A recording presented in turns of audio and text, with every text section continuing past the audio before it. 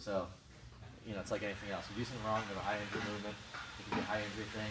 Do it correctly, it changes things, okay? So here's the deal.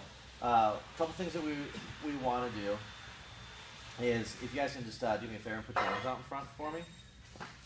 I want you to pull your shoulder blades together as hard as you can. You'll notice your chest comes up. Get them real tight, like squeeze them so it's real tight. Now don't let your shoulder blades come out, and see how high you can move your hands. Okay, can't move them that much until they start coming up, right? All right, so you guys can relax. So the reason why I say that is because if I'm here, and if I go to here, that's about the highest I can go. It's right around my chin to mouth level.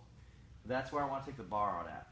Most people take the bar out from behind their head, they come out to the eyes, and they come down on an angle, okay?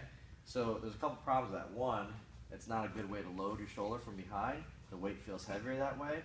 And like I said, if you don't start perfect, you can't end perfect. So if I can't start with my shoulder blades as tight as possible, because I let them come out, then I'm not going to end perfect, okay? So I want to start with the bar above my mouth to chin so that my shoulder blades can be as tight as possible, okay?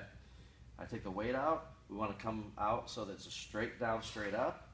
We touch right at the bottom of the pecs, and this way we have no rotation in the rotator cuff. If we take heavy weight and come down on an angle, there's a rotation in that rotator cuff. That's how you injure the rotator cuff, okay? So if we pull our shoulder blades together, we go in a straight line, straight down, straight up, this will dramatically lower our injury rate, okay? If you touch the bar real high, you're asking for pec tears. If you tuck your elbows in, you're looking to hurt your shoulders, okay? So, you know, some people will try to externally rotate in the bar. This turns their elbows in. It causes them to tuck the elbows. Does that look like a safe position for your shoulders? No, okay? Why do people do that? Because they want to externally rotate into a bar. They think it's going to tighten up their rotator cuffs. They think this is going to protect them, right? The thought process is good. You know, like when I, you know, at first when you think about it, because like when I said externally rotate your hip, they're trying to do the same thing with their shoulders. The problem is you have an implement in your hand. And with that implement, so like when I turn my feet into the ground, it points my knees out. That's where I want my knees. If I rotate into this bar, it puts my elbows in, and that's not where I want them. Okay? So by holding on that bar, externally rotating, it causes our elbows to go forward, causes us to tuck, and we're looking for shoulder issues. So to protect our rotator cuff without externally rotating like that, we take the bar and we pretend to stretch it. We want to pull it apart like it's a band. We want to pull as hard as you can. So you want to come here a second? So if pull your shoulder blades together. All right. So push your hands out against mine. Push, push, push. Now bench. Come down. Push, push, push, push, push, push. Come up. Pull it apart. Apart, apart, apart, apart, apart. Good. Nice. That's how you bench press. Okay? Is that you pull that bar, you're trying to pull that bar apart the whole time, all the way down, all the way up. If you touch at the bottom of your chest and you pull that bar apart the way you're supposed to, your elbows will be on a perfect angle every time, okay?